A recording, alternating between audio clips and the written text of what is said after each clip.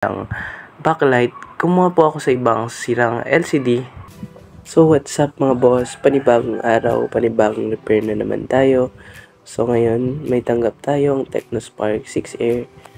At ang issue na ito ay LCD lang mga boss. Kitang kita naman sa screen na basag at ang dami ng dark spot. At pati yung camera lens niya ay basag na rin po mga boss.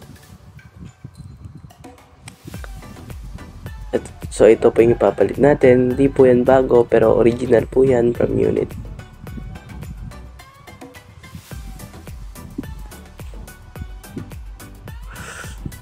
So buksan na natin mga boss. At shoutout nga pala sa nagpaayos nito. Shoutout sa iyo, bossy.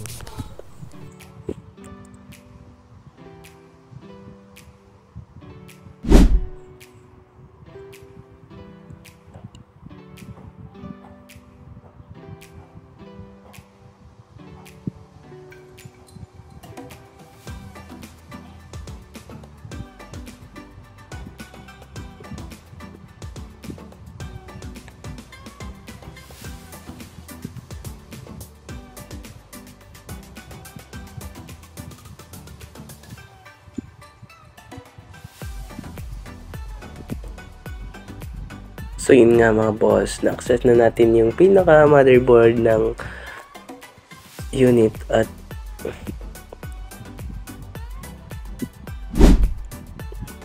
ito na nga po mga boss yung ipapalit nating LCD.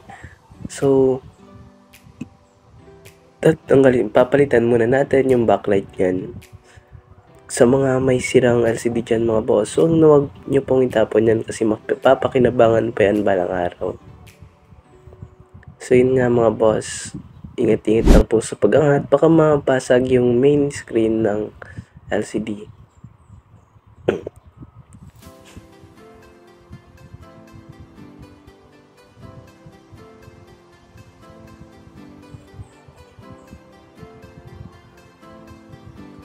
So yun nga po mga boss, papalitan natin yung mga film ng LCD na yan.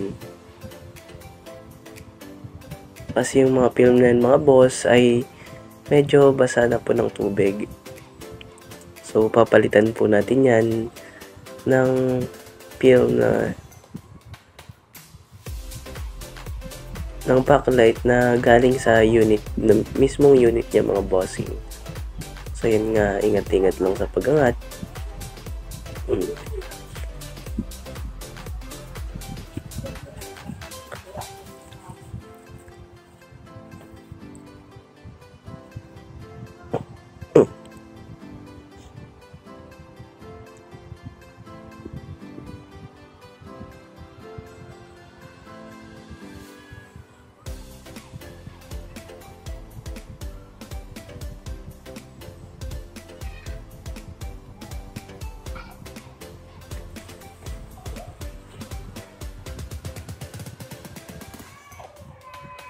So ingat-ingat lang po mga boss, no, baka maputol po yung pinaka backlight ng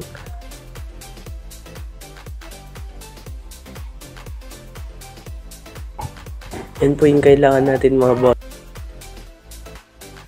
So ayun na nga po.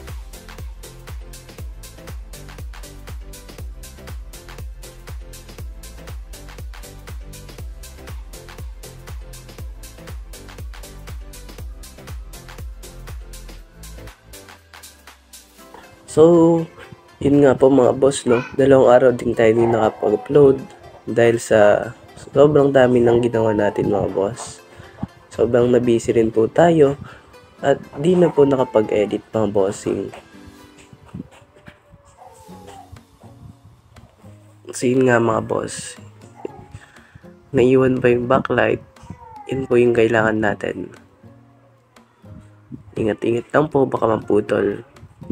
Pero marami naman pong extra dyan sa ibang unit.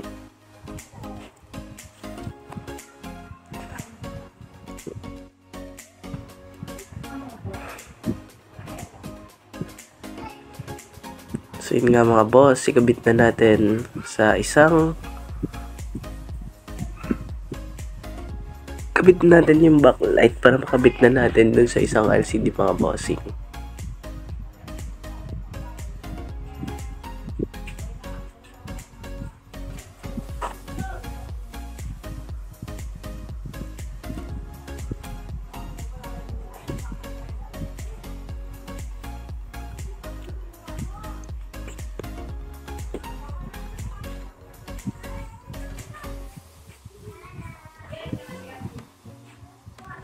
So yun nga, no?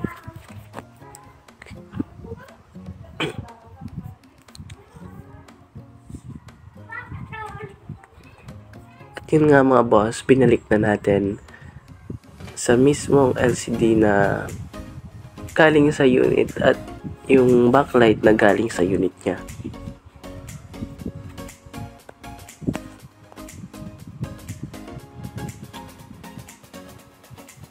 Yun nga po mga boss, no, ayusin lang natin yung paglagay ng backlight.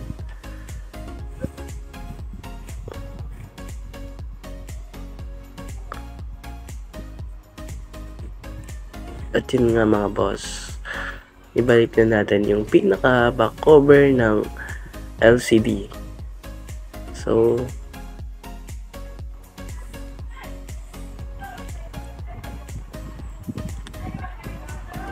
hinangin na natin mga boss para madikit na ulit yung pinaka backlight ng LCD.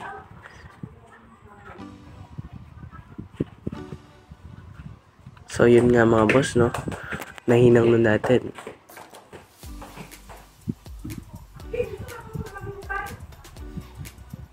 Try natin mga bossing kung successful nga ba yung ginawa natin. The moment of truth. At yun nga mga boss, successful yung ginawa nating pagpalit ng backlight. So yun nga mga boss, linisin na natin yung frame para may kabit na po natin yung pinaka LCD na pinalitan natin ng backlight. So linis-linisin lang natin, ganyan po mga boss.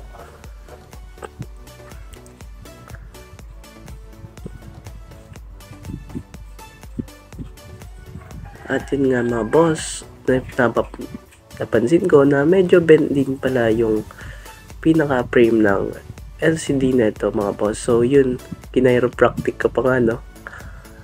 At yun nga mga boss, lalagyan na natin ng pandikit. Sa paglagay po ng pandikit, no, huwag din pong sobrang dami at huwag din pong sobrang konti. Dapat sakto lang mga bossing.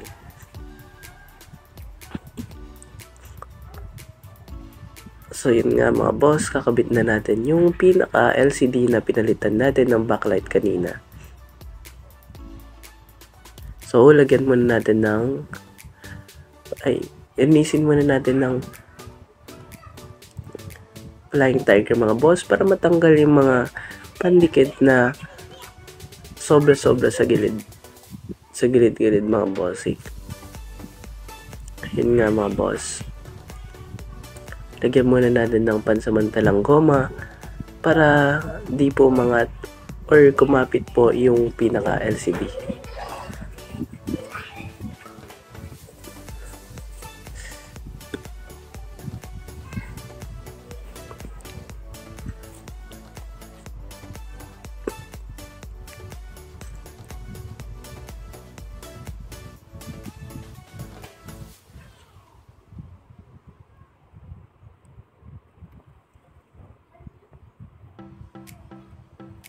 So, balik na natin yung mga tornilyo.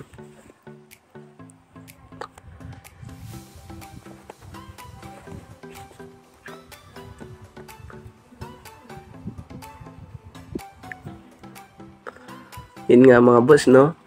Sobrang basag na talaga yung pinaka-lens ng phone niya. So, para masaya si customer, papalitan po natin yan ng bago mga boss. So, lagyan muna natin ng tape para di tayo mabubog mga boss.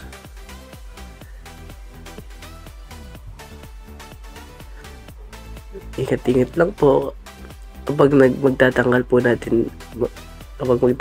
tayo ng ganito, dapat salamin tayo mga boss. Kahit anong salamin yan, basta kita nyo pa rin. In case na tumalsik man yung bubog ng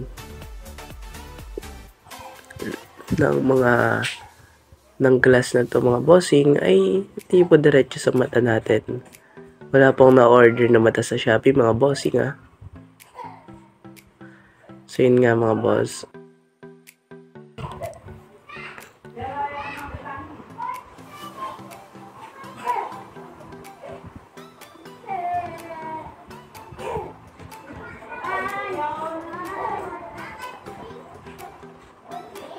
Ingat-ingat lang po mga boss dos at daming bubog mga bossing.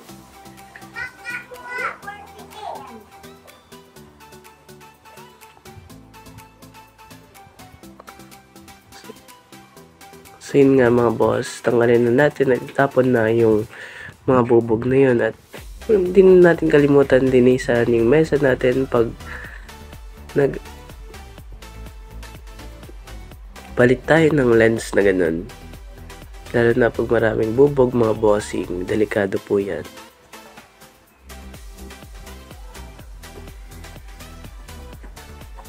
So linisan natin ng konti para maikabit na natin yung bago mga bossing.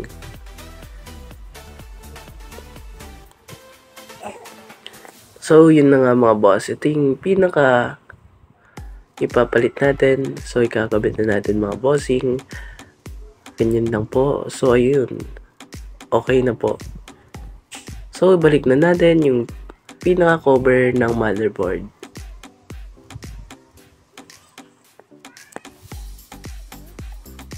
So nalobat po dyan yung electric screwdriver natin, no.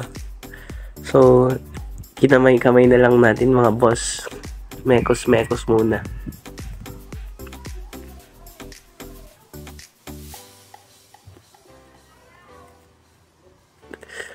So ito po yung pinaka back cover niya mga boss, blue, no.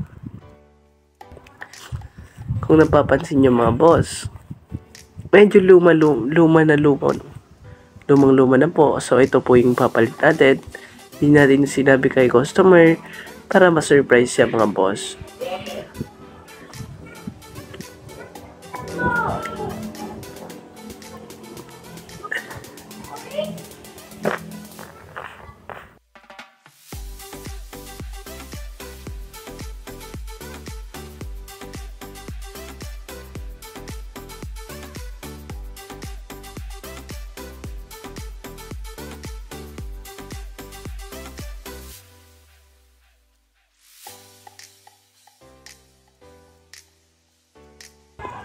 So yun nga mga boss, no. Napalitan na natin ng back cover, fingerprint at lens mga bossing. So yan po, no. Kung napapansin nyo, blue yung mga buttons. Naka-modify yan mga boss. Di lang po cellphone, di lang po motor yung minomodify. Pati na rin cellphone mga bossing. Tignan natin. So yun nga mga boss, nag-display na siya mga bossing. Kung napapansin nyo, matik na yan mga boss.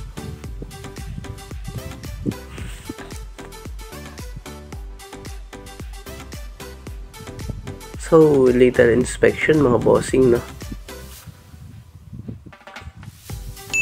At yun nga mga boss, napunta na tayo sa pinaka lock screen ng cellphone at yun, normal na po mga bossing, parang bago lang. So yun nga po mga bossing, no, sobrang saya ni customer nung nakita niyang okay na yung cellphone niya. Kung may natutunan po kayo sa video na to, palike and follow na rin po mga bossing. Salamat po.